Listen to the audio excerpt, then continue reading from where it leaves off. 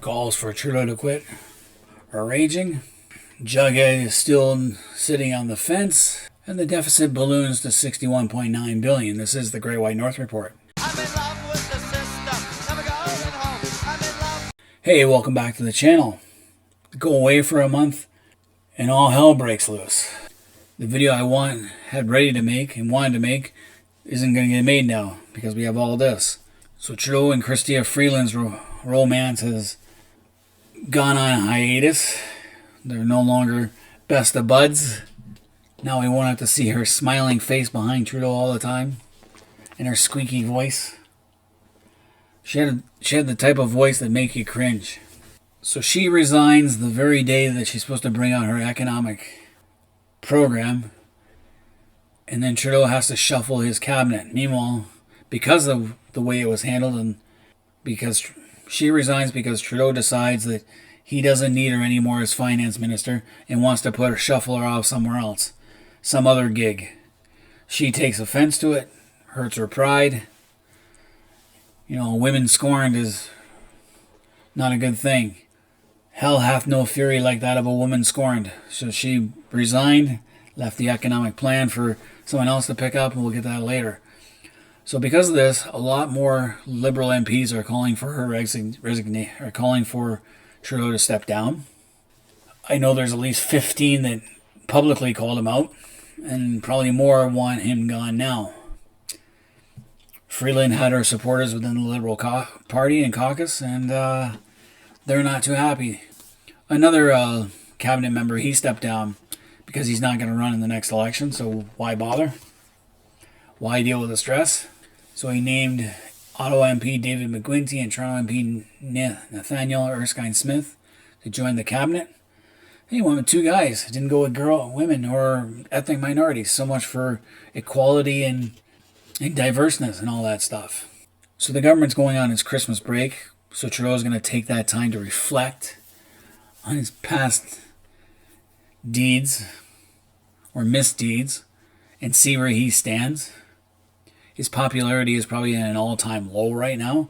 I didn't think it'd get any lower, but it has. And he has a few options. Option one is that he could stay on as prime minister until the next he has to call another election. He could do that. He doesn't have to answer to anyone in his own party unless there's a majority that want to kick him out, which has the danger of triggering off a non-confidence vote and a new election. That's the first thing he could do, is just stay on. The second thing he could do is he could resign. The Liberals would have to have a leadership race. They have so many days to perform a leadership race. The government leader in the House, Karina Gold, would be the acting party leader in the House of Commons. And it could trigger a non-confidence vote if the three major parties decide to work together. The Bloc and the Conservatives are on board, but the NDP are still on that fence. So that's option number two. And that's an option that's been done before. Pierre Trudeau he resigned. The Liberals had a leadership race. John Turner won. He was the prime minister for, I think, less than a year.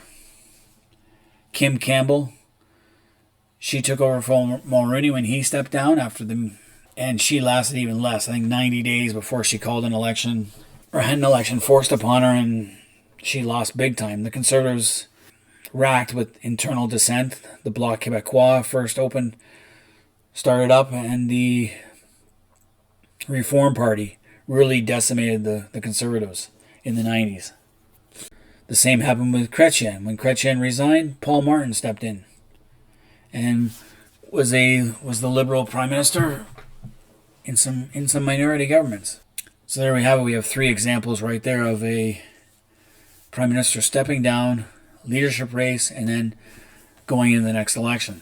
Usually it doesn't work well. Paul Martin's the only one I know that it worked well, that he stayed prime minister for another term anyway. Kim Campbell got decimated, so did John Turner. So that's something that could happen. That's option number two. Option number three is that Trudeau could prorogue Parliament, meaning he could go up to the Governor General and says he wants to prorogue it, which he has so many days that they're allowed to do that. And what that means is that any legislation that's on the table that has not yet received royal consent is swept into the garbage. It's like there's a clean slate. All the bills that were there are no longer there. And the next time government meets, they'll have to redo everything. In that time, Trudeau could step down, have a leadership race. Who knows? They might pick him again if he decides to run. Probably not. and then the Liberals would be in a little bit stronger place as a party going forward. I don't think it'll help them in the next election, but it's possible they could do that. That would be the safer course if Trudeau decides to resign. The other option, which Trudeau has no control over really, is that the Conservatives, the Bloc, and the NDP could trigger a non-confidence vote. So all the NDP have to do is abstain from the next non-confidence vote. And then the government would collapse. They don't have to vote yes or no on a non-confidence vote. They can just say they can stay neutral, and it would trigger it. That is another option on the table. So we'll see what Trudeau has to do. Now, Jughead, who could play kingmaker if he wanted to, but he doesn't like Poilievre and the Conservatives very much, because Poilievre is not afraid to go after him. And Jughead already got his pension now. That's secured. Now, but he also knows that if he goes for an early election or any election now, till October, if this doesn't change, he will lose his seat, because his seat was South Burnaby and it merged with Vancouver South in the redistribution. Every so often there's a redistribution of electoral districts due to demographics. And right now he shares a demographic riding with Harjit Sajin, who's used to be the defense minister, but he wasn't very good. But he's a Liberal MP for Vancouver South, who happened to get a couple of Taylor Swift tickets donated to him. And instead of turning around and giving them to somebody in need and buying his own, he took the tickets and went to the Taylor Swift concert. Seriously, guy, you're how old? Old enough to be Taylor Swift's father? Or grandfather? Taylor Swift is for younger people, not for guys. Guys just go there because they want to impress their girlfriends and get laid that night. That's all guys want to go to a Taylor Swift concert for. Unless they're, wearing their comfortable shoes. So those two, their riding got merged together, and if the election had happened, if it had happened before the election, the merging, then Jughead would have lost the seat. Sanjin would have won the seat. But as it stands right now, according to 338 elections, the Conservatives are at 36, the Liberals at 32, and NDP at 28%.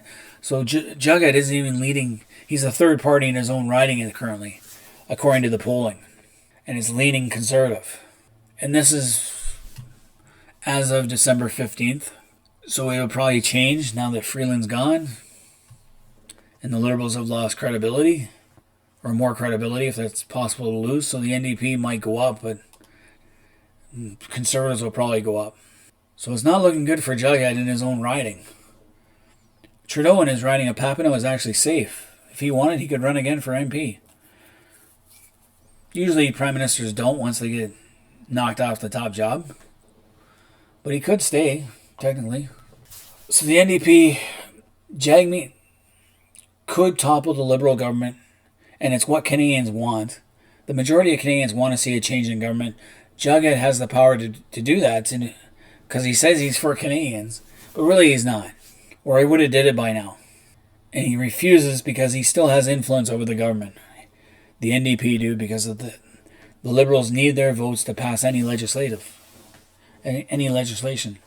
And they're quite content with the table scraps they've been getting. Now, Jughead talks pretty big, but his actions have not spoken louder than his words. He still supports Trudeau and the Liberals because he knows if he doesn't, he's not going to be around. The NDP will lose the next election. They won't gain any more seats than they already have. They might lose seats. And because they're too closely tied to the Liberals in the minds of voters. And the NDP are the party that they want you to look to them to solve their problems. They want more big government, more government spending, which we don't need right now. And they will bankrupt our country even more than it already is. You should not look to the government to solve your problems. They should be the very, very, very last resort. Because big government is inefficient and bloated with bureaucracy. Too much red tape. It's better he who governs best governs least. But the NDP want you to look to them to solve their problems, even though they can't solve problems. And he would be a disaster for this country. Because the NDP have slid further to the left than they ever did in Jack Layton's years. Jack Layton might have made a good prime minister. Maybe. Possibly. But not Jughead. So then we got to look at, why did Freeland and Trudeau all of a sudden have this little spat? Their marriage failed. Just like Trudeau's real marriage. I think it has to do with the federal deficit. It was supposed to be only $40 billion deficit this year, which I think is still a lot. But it went up to 61.9. And they're looking for 20 more billion on top of that. Now this was supposed to be the full economic statement that was due out in October. But they didn't release it till December because the numbers were not good. They knew it. They were hoping for some better news. They didn't get it. Trudeau tried political tactics by doing a GST holiday. It'll cost the Canadian government $1.6 billion to do, which is not good. For what? Every Canadian gets like, anywhere, depending how much you buy, you're going to get about $5 on average over this holiday, maybe 10.